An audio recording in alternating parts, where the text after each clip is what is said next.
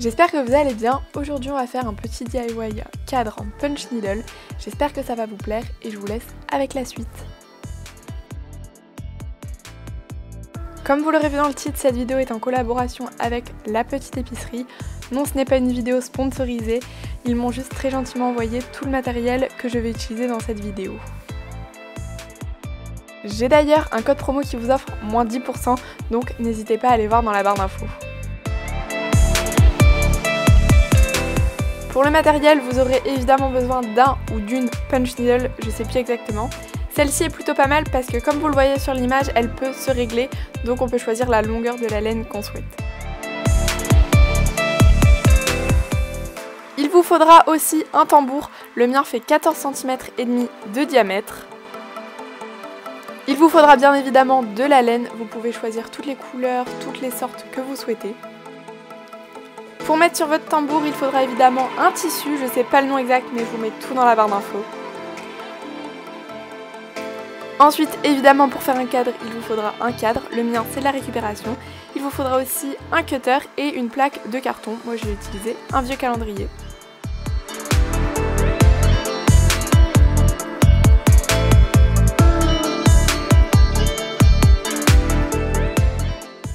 On va commencer par démonter complètement notre cadre. On aura besoin seulement du tour et du fond, donc le support à photo ainsi que le verre. Vous pouvez les mettre de côté, on n'en aura pas besoin.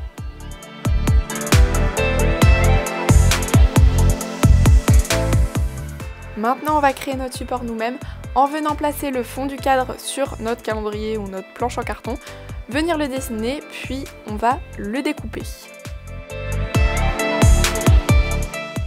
Je vous conseille de vérifier tout de suite que le fond est à la bonne taille et d'ailleurs vous êtes mieux à avoir 1 mm de moins que 1 mm de plus parce qu'après il y aura l'épaisseur du tissu.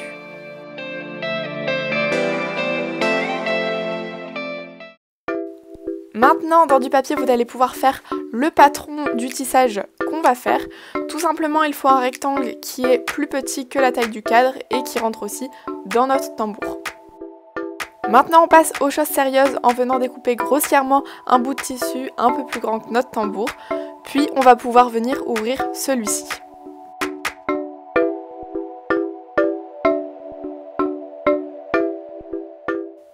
Comme vous le voyez, on va mettre notre tissu dans le tambour, donc pour ça les images parlent d'elles-mêmes en soi, mais il ne faut pas oublier de bien tirer le tissu pour qu'il soit le plus tendu possible et n'oubliez pas de bien visser pour que ça tienne correctement. Maintenant, on va pouvoir utiliser notre patron et dessiner notre rectangle qui va être l'endroit tout simplement où on pourra faire notre tissage. Et maintenant c'est le moment où dans ce rectangle vous allez soit décalquer le motif que vous souhaitez, soit le dessiner vous-même en faisant quelque chose d'assez abstrait.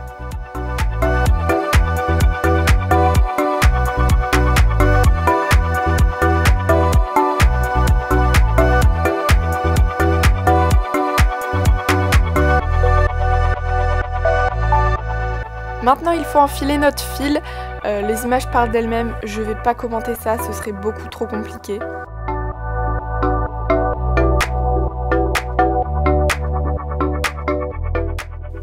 Et maintenant c'est prêt, on va pouvoir venir tisser. Pour ça, rien de compliqué.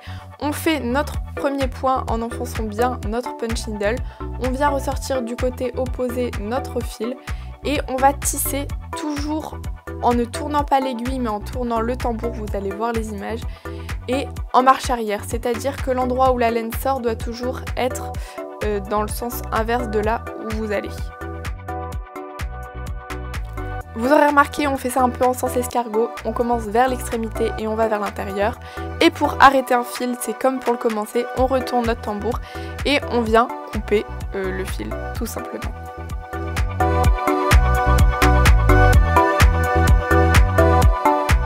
Une fois que vous avez fait ça avec toutes les couleurs et toutes les laines, c'est terminé, vous allez pouvoir tout démonter votre tambour dans le même sens que vous l'avez monté.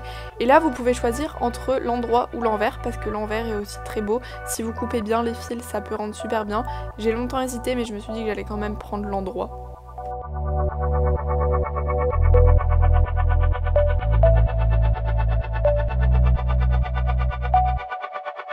Il ne vous reste plus qu'à centrer votre tissage et à venir le coller sur le support que vous avez créé au préalable.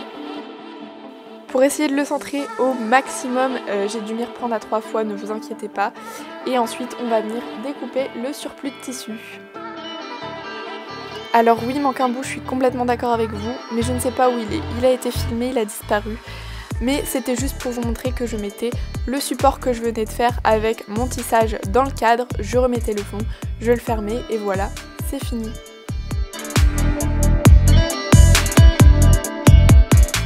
J'espère que ça vous aura plu, n'hésitez pas à me dire ça dans les commentaires et on se retrouve très vite. Salut!